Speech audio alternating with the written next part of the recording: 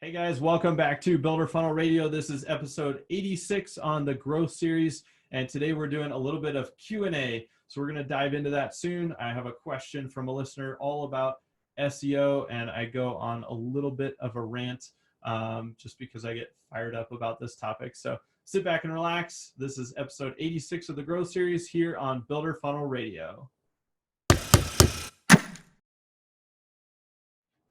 Hey guys, welcome back to another edition of the Growth Series here on Builder Funnel Radio. This is episode 86, and today we are going to dive into some Q&A. I got an email from Kat the other day asking a question about SEO, so I'm going to read that off here in a minute and we'll dive into it. But if you have questions that you want to get answered, I've been really enjoying doing the Q&A format.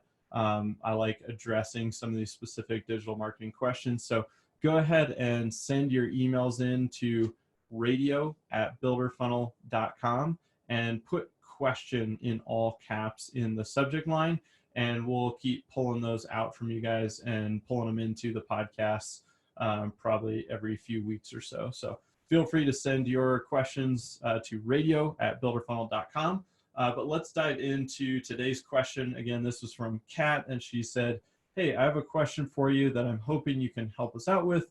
We were looking at getting our website redesigned, and we were put in touch with a local website designer who designs her sites off of Squarespace templates. She doesn't, however, do SEO.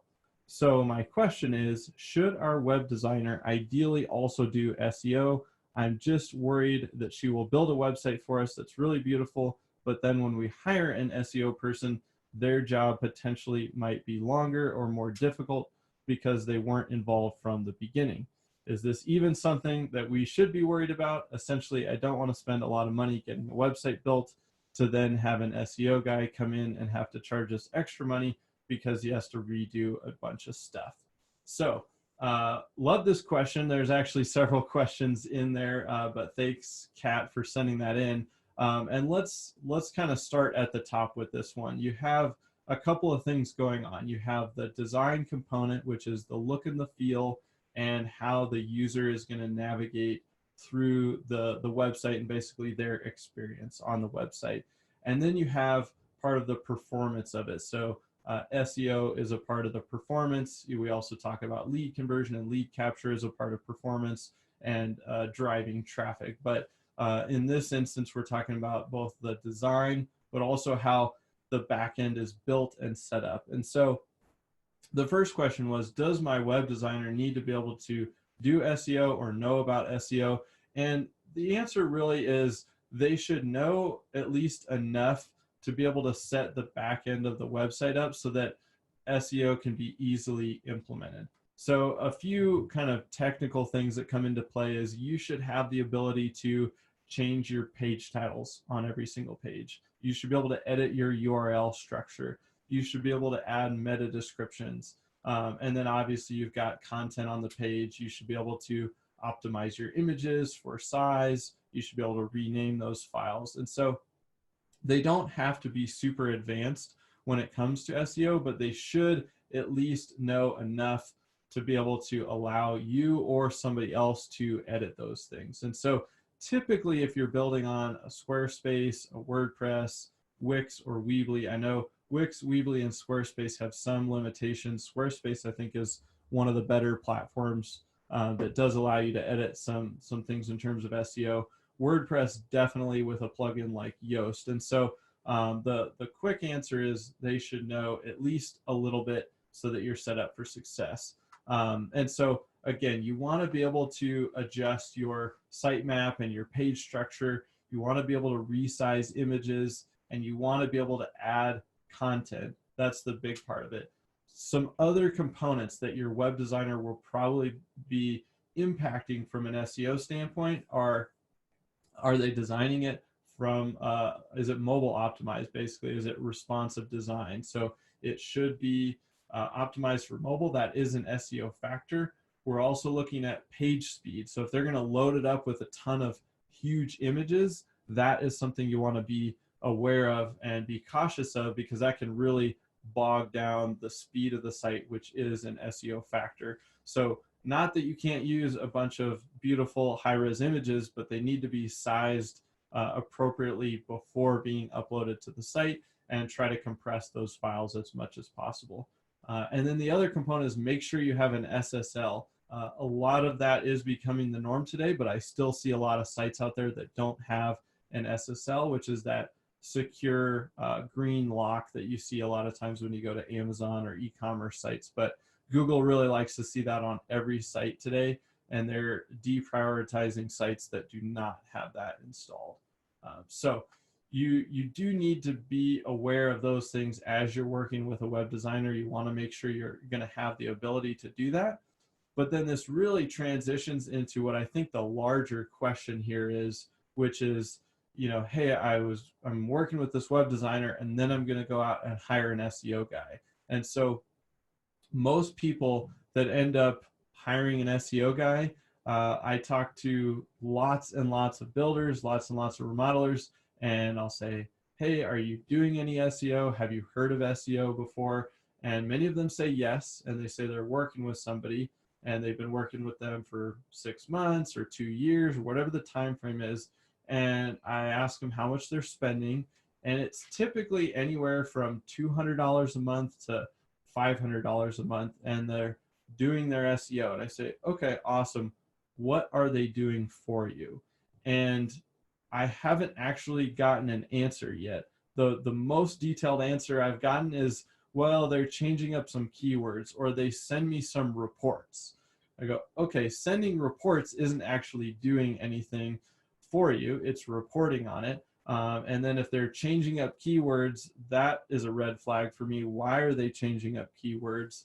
And so let's dig into this a little bit, because this is a huge, huge issue I have with the SEO world. There's a ton of companies out there that I kind of equate to the construction space version is a chuck in a truck, right? There's a lot of guys that are out there. They're not doing quality work. They're kind of taking advantage of homeowners that don't know the lingo. They don't know the industry. And the same thing happens in the SEO world, where you have a lot of these companies that reach out. They point out a couple of things on your site that could be improved. They get you in the door, you know, with either a pretty low rate, or because they pointed out a couple of things that kind of scare you, that make you think, oh, I'm not going to be ranking on Google, or these things could be really hurting me. And then boom, now they're in. And then they typically will maybe do something early on, and then it just kind of coasts. They don't do anything, and they just keep charging the monthly fee, and they maybe send you a report with some keywords, and that's why the fee is so low. And so I really want to spread the word, I guess, on the fact that this is happening. Most of those companies are not actually doing anything positive for you. And so what I want to do is use the rest of our time here today to kind of talk through some things that you can look for and some questions that you can ask if you are working with one of these companies. And so let's kind of start, you know, at the beginning. In order to do SEO, a huge part of implementing that today is creating content or having content to optimize. So oftentimes I'll ask, well, what are they doing for SEO? And the answer is, I don't know. And then I say, well, are they creating new content to optimize? So, well, I don't think so. And then we look at just the core pages that exist on the site, and the page titles are generic. They're not optimized for a local keyword. And it doesn't actually look like anything has happened. So it is possible that they're doing what we call off-page SEO, where they're working on getting you some backlinks. And there's some kind of black hat ways to do that, which are more unethical or a little bit shady and frowned upon by Google. And then there's some more white hat ways to go about that. But if they're not really working on off-page SEO, then we should be able to see what they're doing on your website in terms of what we call on-page SEO. So that's things like creating a new page on your website. It could be a service page, or creating a new blog post on your blog. And then they're going to actually optimize that page or that blog for a specific keyword, for a specific phrase or topic, where you're saying, hey, I'm creating this content because I'm trying to rank and get found in Google. So an example of that would be, you know, Denver kitchen design trends. Maybe that's a phrase or a topic you want to rank for. So maybe you're going to go out and create an article and it's called, 10 Denver kitchen design trends to look for in 2020. That might be a post that you write, then you create some really great content, and then you start sharing that content, promoting that content, and trying to get that content to move up in the search engine. So if you don't have content, then it's really tough to rank for a topic or a keyword because there's nothing there for Google to look at and thus put into their index and allow you to actually move up in the rankings. So I'm always a little bit suspect when content creation isn't a part of an SEO strategy. Again, it isn't the only way. There are some other things they could be working on, but that is typically at least a cautionary flag to say, hey, what are you doing if you're not creating new content and optimizing that content? They could be optimizing existing content. So let's talk about that. Let's say you have a home page, you have some service pages, you have an about page. Those are all pages that could be targeting a keyword, a topic, a phrase. And so those pages, they should be making changes to the page title, possibly the URL, depending on the equity that's built up in that page. They could be changing the actual content on that page, the imagery on that page, and the meta description on that page. And so again, if you look at some of your pages and they're not really making those adjustments or making any changes, then again, that's another kind of cautionary flag that goes up in my mind, is if, okay, they're not adding new content, they're not optimizing existing content, something is up here, or you should at least dig a little bit deeper. So some questions you can ask are, hey, I know you're doing some SEO for me. What are you doing? Like, which pages are you working on this month? And so then at least they'll need to answer, hey, we're working on this page and this page. They might tell you a service page and the about page or your home page. And then if they give you some pages, then the next question would be, okay, great. What are the changes that you're making to those pages this month? And then see what that response is. I'd also like to do an experiment with you guys. I know there's a lot of you listening. And so I was just thinking as I was talking about this, I'd love, if you're paying an SEO company, a few $100s a month, I would love for you to ask that question. Say, hey, what pages or what activities are you doing this month for my SEO? And then when they give you those pages, just go ahead and say, okay, great. What are the changes you're making? If any of you do this and you kind of start asking these questions, forward me those threads and we can do some real-time analysis. And I'm happy to give you some feedback and say, hey, ask them this follow-up question or this follow-up question. We can kind of see what's going on and dig in here a little bit to make sure you guys are getting the service that you deserve. And again, just forward those emails to radio@builderfunnel.com. Go ahead and put all caps SEO or all caps question in the subject line, and that'll I'll be able to flag that down pretty easily. So again, in thinking about SEO, there should be a content creation component to it. That's not 100% foolproof, but that is a good sign if people are actually creating content. If they're not, they should be at least working on existing content and existing pages. And if they're not doing that, then I'm really worried, because that kind of leaves us with off-page activity. And sometimes the way these companies get their backlinks, they're getting them from low quality sites, kind of spammy sites, and those backlinks can actually hurt you more than help you, because Google likes to see that you're getting links from authoritative websites, so strong websites, reputable websites, and they look at some more technical details like domain authority that we won't get into for the purpose of this podcast. But I wanted to give you guys some actionable questions and things to look for when you are working with an SEO company. And so if you're thinking about hiring an SEO company, I would drill in and just ask them more about their strategy. Just say, hey, what's your typical process for helping somebody improve their SEO or improve their ranking? And again, feel free, when you're asking these questions, forward me the responses and I can give you feedback on it. I think it's pretty fascinating, because a lot of the SEO industry, their goal is to make it sound like it's this black magic voodoo kind of stuff. And the honest answer is that nobody knows everything that Google's looking for. we know a good chunk because they tell us some things, they don't tell us a lot of things, and then there are a number of people that are really, really deeply entrenched in the SEO world that do tests and they try things and they experiment and they share those experiments and their findings.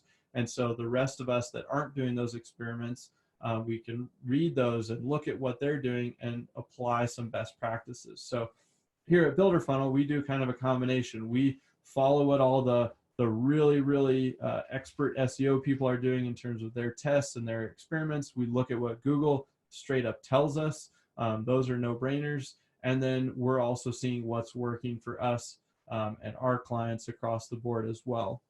And that's how you can start to make pretty good decisions, educated decisions around SEO. But nobody has all the answers. And so it's always a little bit suspect to me if somebody isn't willing to at least share their process or their approach and how they go about it, even if it's not perfect or they don't know anything, because none of us do. We don't have all the answers, and Google has made it that way. So if somebody ever tells you that they have the magic answer, that's a red flag for me, because literally nobody does. All we can do is follow Google's guidelines and best practices, and then we can follow something else, which is, if we think about what Google cares about, then we can always know that we're at least going to be on the general right path.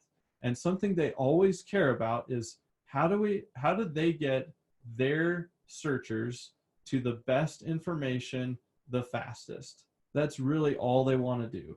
Because if they don't deliver the best information and really, really fast, people are going to go use Bing or Yahoo or something else. And so that's really their differentiator, is when you type something into Google, you get an answer you like, or you get information that you wanted to find or that you were looking for, or that helps you. So if we keep that in mind, we go, okay, we need to have the best, the most relevant information, and we need to be able to have a fast loading website so Google can deliver it really quickly. So if we follow those guidelines, the little details are going to change, and Google will update us on a few things, and we can run tests and experiments.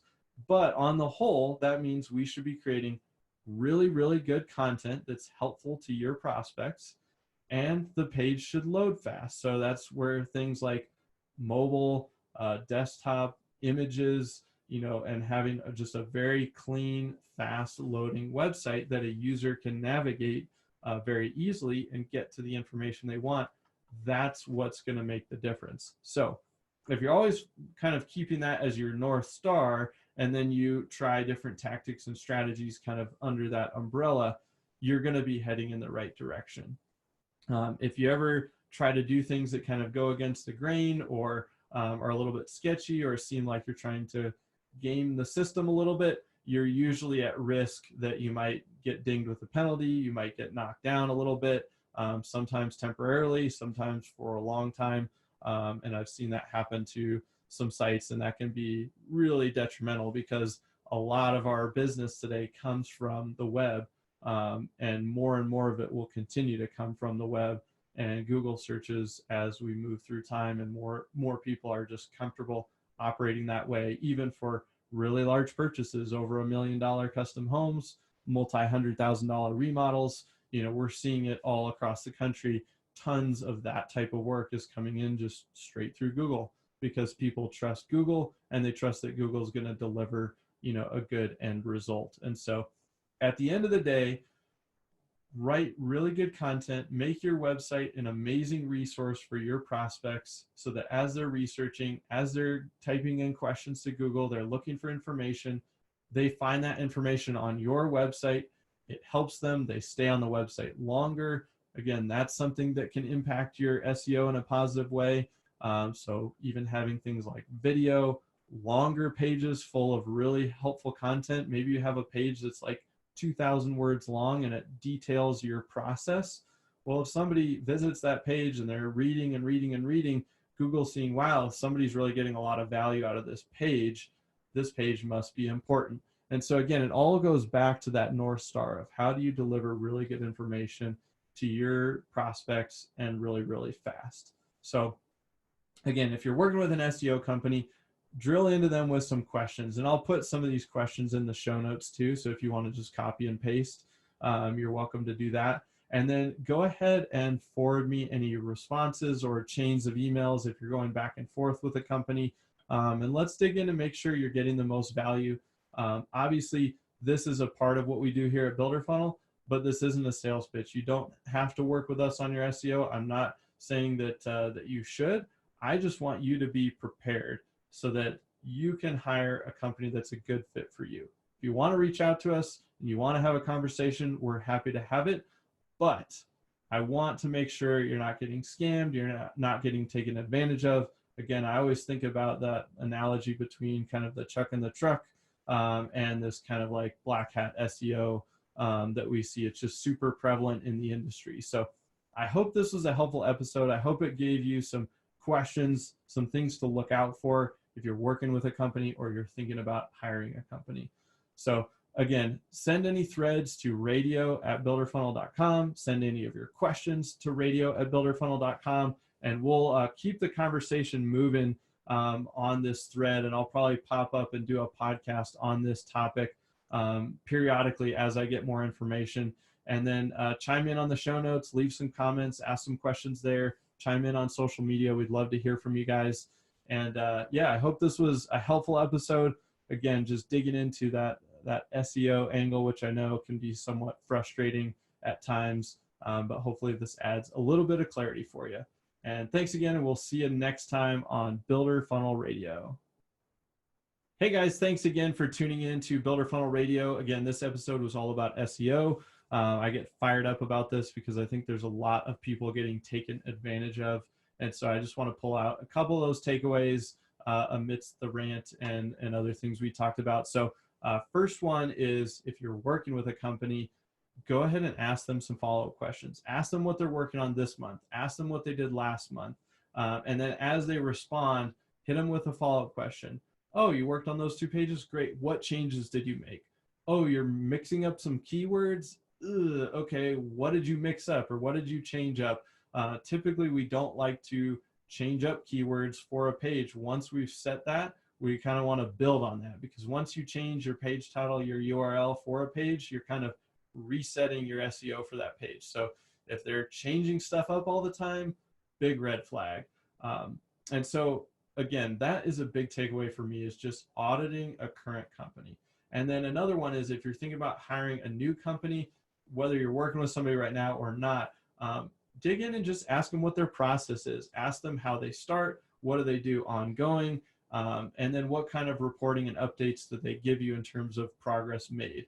You know, it's great to get those keyword reports that you get sent every month, but if you don't know what you're actually doing, sometimes I think you're just getting sent reports and nothing is going on. So ask some questions, ask what they do. There should be an SEO plan. Again, I think there should be a content component to that, whether that's revising content on your site or creating new content. So ask some questions around that as well. And if they are doing any off-page SEO things, ask about how they go about their link building, because you don't want to pick up a bunch of shady backlinks. We just had that happen with a company that just signed on to work with us. They have like something like 10,000 really sketchy backlinks, and that is going to take a long time to clean up. So anyway, you don't want to get into that situation. And then final takeaway, send more SEO questions to radio@builderfunnel.com, and please send me your threads if you have some back and forth exchanges with your current SEO company. Be happy to give you feedback. No charge. We'll just reply via email to as many of them as we can get to. So those are my takeaways for you guys today. Thanks again for listening. We'll see you next time on Builder Funnel Radio.